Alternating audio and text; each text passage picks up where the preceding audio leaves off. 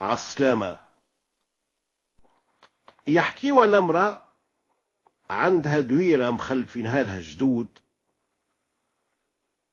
دار قديمة زمنية مهربشة ما فيها إلا بيت وحدة تسكن والبقية طايح، ساكنة فيها هي ورجلها. هاك الراجل هذاك خدمته ضعيفة. المرأة في علمها به ما يصور كل يوم إلا قوتهم متاعك النهار هذاك. واش من قوت؟ كل نهار يروح من الخدمة يجيب أخبيزة وقريت الزيتون، هاك اللي يصور. يقسم الخبزة ويقسم قرطاس الزيتون وياخذ هو شطر ويعطيها شطر ويقعدوا ياكلوا. لكن كل نهار بعد ما ياكل بايو يجي يتك على الحيط ويقول لا من عباها. تقول هي مسكينها الراجل النهار كله هو يخدم وينهات وتعب تعب شديد ومش منجم نفسه، حتى القوت ما هو شبعان بيه، وانا قاعدة مرتاحة في الدار، لا خدمة لا صنعة لا صنيع، هو اللي حقه ياكل وانا اللي ناكل وتفيني. واللي تبقى لها من بايها في الخبز والزيتون تدزه له قدامه وتقول له خوذ كمل انت. لكن هو مش حارم من فيستو لك كل ساعة ساعة في الشارع يشتهي طيب مشوي، يدخل شواي يعمل صحين كبدة ولا مرقاز، يشتهي المقرونة ولا كسكسي ولا طاجين ولا حاجة، يمشي للطباخ. ساعات زاد فطيرة ولا زويز بريك ولا صحفة سحلب ولا لبلابي.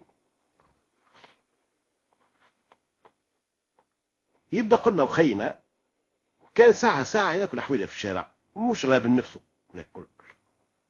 اما الدار ما يجيب لها الا هاك الخبزة واكل قطاز زيتون. وقالوا النساء الرجال ما فيهم شماء. وياكل هو الباي الكبير بعد اللي مرته تسخف عليه وتعطيها هاك اللي تبقى من بايها، وقت اللي يقول لا من ملاها وارتاح. اي عاشوا مع بعضهم اللي قدر ربي. مرض هاك الراجل هذاك مات. ثم واحد في الحومة يخدم صانع في المرمى، مراني على البلاد، مرة يبات في قهوة ومرة في المرمى ومرة في الحمام. أغواه الطمع قال في فلان مات ومرته قاعدة هجالة ودارها ملك، وهم رجال يفلسوا على دار المرأة اللي عندها الملك، لو كان نخطبها ونسكن معاها فك الدويرة هذيك ونرتاح من عيشة العصفور عشرته. يا سيدي بعث شكون خطبها، جابوا ربي في الصواب رضات به خذاها. قعد يختم على نفسه كالعادة، وكل نهار يجيب النصيب اللي فيه نصيب، شوية فلفل وطماطم، قراع لفت فناريا بيبزة متاع جازوز كل نهار فيها صويبع زيت، طي المقرونة رشتة. هاك المرأة اللي سنين وظهور لا وقفت فتيلة لا شعلت كانون ولا تطيب الفطور ولا عشاء كيف الناس، شيء قليل متاع ناس اللي على قدهم. وقضية راجل خدام حزام، على كل حال طنجة تركب على النار وماكلة سخونة على كل حال. وكيف كل امرأة حاذقة من كل قضية تتنقص هاك القرينين فلفل هاك الطميطمة، تفضل طريف زيت على ما يوالي. والمرأة الحاذقة لازم تلقى في تركينتها ما يعمل بالقليلة فطور إذا كان نهار الرجل ما جابش.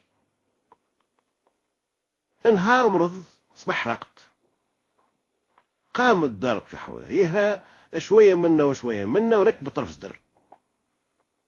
هو راقد في الفرش وتقاعد يتكسل، جات يده على الحيط يحس في شق في هاك الحيط هذاك، طبطب عليه هاك البقعة هذيك جاوبت. قشر هاك الشقاق هذاك، دخل يده يلقاها شقاقها مضروبة للشطر باللويس بين توات نابليون بوراس، الكعبة تعمل 7000. جبد بينهم كعبة نيه لويز 4 5 كعيبات، وقام لبس حوايجه وخارج. شبيك خلته؟ قال له لا شبيه لاباس، بريت والحمد لله، والفلوس ما يتبري من كل ده خير من بشطريق. اخرج مقابلة فندق الغلة، صرف لويز منهم، نادى الحمال وبدا هات من هذه هات من هذه هات من هذه، عبى كقفة هذيك وقال يتبعني. وهو مروح والحمال في جرته بقى القفة يتمايل كأنها متاع عرس. قال الغناي دزيت الباب برجلي، خرجت الباية تجري. اي قالها خبط عليها هاك السدر اللي حطه على النار، وروح ولادي، وشد دفرز هاك اللي في القفة واطلع معاه وابط، ووريني تصانيفك وخنارك. ما كانتش هي من العاكسين، ولا لك انقط قلبي تشق من ذي الدار لذي الدار، وهي تقص وتفوح وتشع في الكوان وتغني. احضر الفطور عند ذو الفطر وتنهنوا. في العشية خرج عمل دورة، مشى لبعض بازارات، اخذا قصيصات مهمين، دوزنها جا حمال زاد مروح معاه بالبقوات. وبدات لك تحل وتتفرج شيء اللي عمرها ما كانت تحلم به في الماء. من هدويكا زاد قضية من المهمين. في الليل قال لها يتلحف، مش تمخت ويمشيو، قال السينما. ولاو عايشين في أرخة العيش، والمرأة زادت 10 كيلو في جمعة من زمان، وهو يجبد من الشقاقة هذيك ويصرف.